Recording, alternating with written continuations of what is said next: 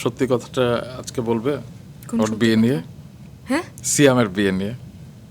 আপনি প্রথমে কি বলেছেন, কার বিয়ে নিয়ে? ওর বিয়ে নিয়ে, সিয়ামের বিয়ে নিয়ে, মানে সিয়ামের বিয়ের সময় তুমি ঘুমের ওষুধ খেয়ে এই আত্মহত্যা বাবা। করেছিলে।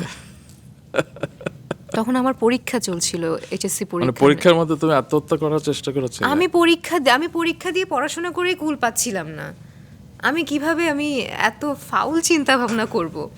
আমি বিশ্বাস করেন, যখন আমি নিউজগুলো দেখছিলাম তখন আমি সিয়ামকে পাঠিয়েছি, এবং আমি মানে অবন্তী আপুকেও পাঠিয়েছি যে এটা কেমন ধরনের। অবন্তী আপুর সাথে আমার খুব ভালো সম্পর্ক, ইভেন তো সিয়ামের ওর ফ্যামিলির সাথে আমার খুব ভালো সম্পর্ক। আঙ্কেল আন্টি যথেষ্ট আমাকে আদর করেন। শুটিংয়ের সময় এসে আমার জন্য খাবার নিয়ে যেতেন, আমি কি খাবো না খাবো সেটা জিজ্ঞেস করতেন। ফ্যামিলিগতভাবে আমরা অনেকটা অ্যাটাচ ছিলাম।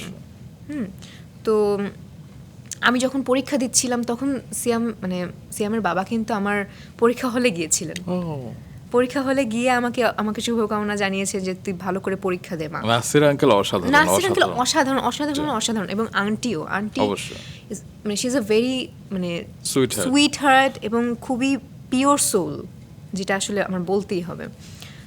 এটা আসলে খুবই জঘন্য একটা কথা, মানুষ হয় না যে মানে একটু তাই ভালো বলে কাজ- আত্মহত্যা, তাই বলে ঘুমের দেখেন, ওষুধ। আমি পরীক্ষা বলতেই দিচ্ছিলাম। পারতো যে আচ্ছা প্রেম ছিল, আচ্ছা ঠিক আছে, নায়ক নায়িকার তো এরকম কথা তাই না, শোনা যায়, অনেকেই কিন্তু তো যাই হোক, এটা মানুষের কাজ বলার, But কিন্তু এখন আরেকটা- পর্যন্ত তার সাথে আমার খুব ভালো সম্পর্ক।